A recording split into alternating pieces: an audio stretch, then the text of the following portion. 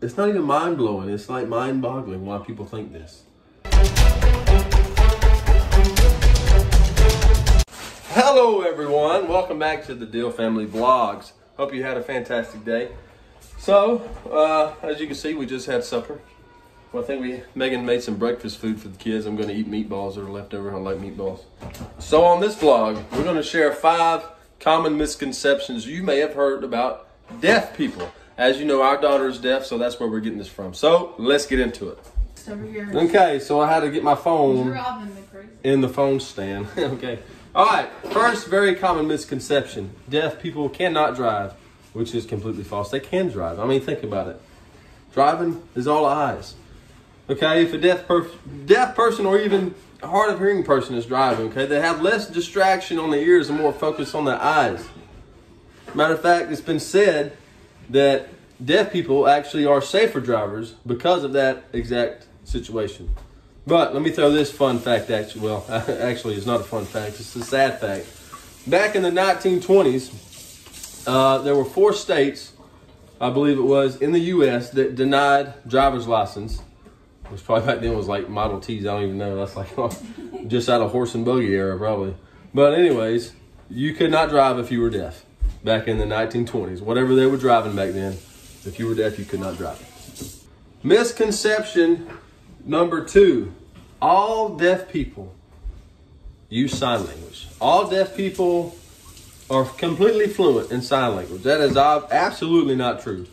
Mackenzie, our daughter, is 100% deaf. She does have a cochlear implant. Not fluent in sign. We know enough sign to communicate when she's not wearing her processor. That's how we get by. We know people who are deaf completely, and they don't know ASL. Exactly. We have talked to plenty of people who are deaf. Grown up their whole lives completely deaf. Adults who don't know sign language don't care to use it. And that's okay. To us, it's your personal decision what you want to do.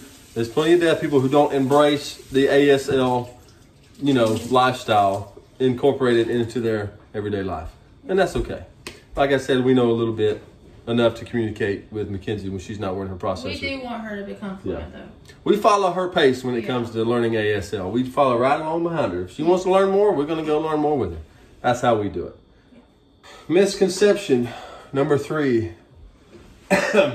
Deaf people cannot live alone. That is also completely false. One day, when our precious child Mackenzie is full grown as an adult human being, she will live alone. They have so many alarms. What's that word I'm looking for? Crap. No, that's not the word I'm looking for. Security systems, alarm systems, all kind of stuff. They have landline phones that flash when somebody's calling. Like doorbells. They have doorbells when you hit the button on the inside, the light flashes on the alarm clocks that flash. All kind of stuff. Look it up, Google it.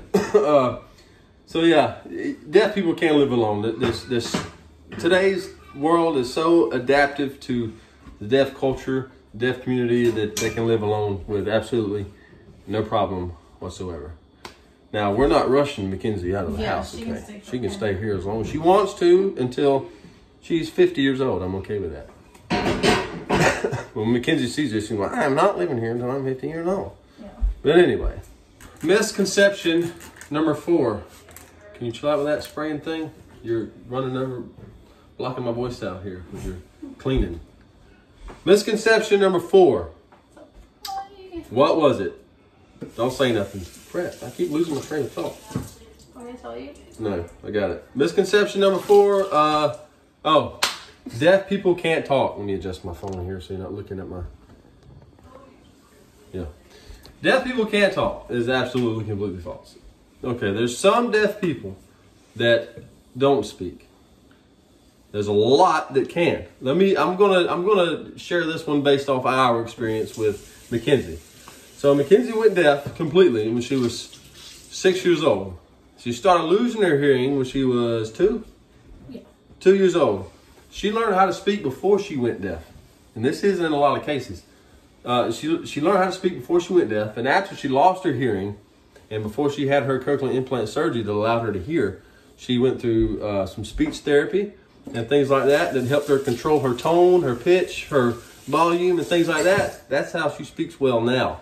but she also, remember what I said, learned how to speak before she went deaf. Okay, the case is not the same for everyone, but there's plenty of deaf people out there that can speak just fine. We've met them, we've talked to them, and things like that. What else?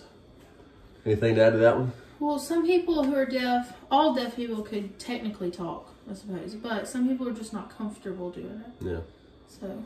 Because you got to think, it's I can't speak for them because I'm not deaf. It's got to be very, very difficult to speak clearly when you can't hear your voice at all. Yeah. All right. Misconception number 5 is a doozy. This one is like, it's not even mind-blowing. It's like mind-boggling why people think this. Yeah. But hey, it's okay. If you don't know, you don't know. That's why you ask questions. Misconception number 5. Deaf people, all deaf people, use Braille. All deaf people need to read Braille. All deaf people know how to read Braille. I'm not laughing at you, okay? I'm laughing with you. We've been out in public in certain situations and they meet Mackenzie, discover that she's deaf. Oh my gosh, this is so cool. I've always wanted to learn, wondered how people learn how to read Braille. That's for the blind. That's for the visually impaired. It is super cool. That is neat. It is really cool. But I have caught myself people do not. outside the men's bathroom at the sign going, how do people know what this says?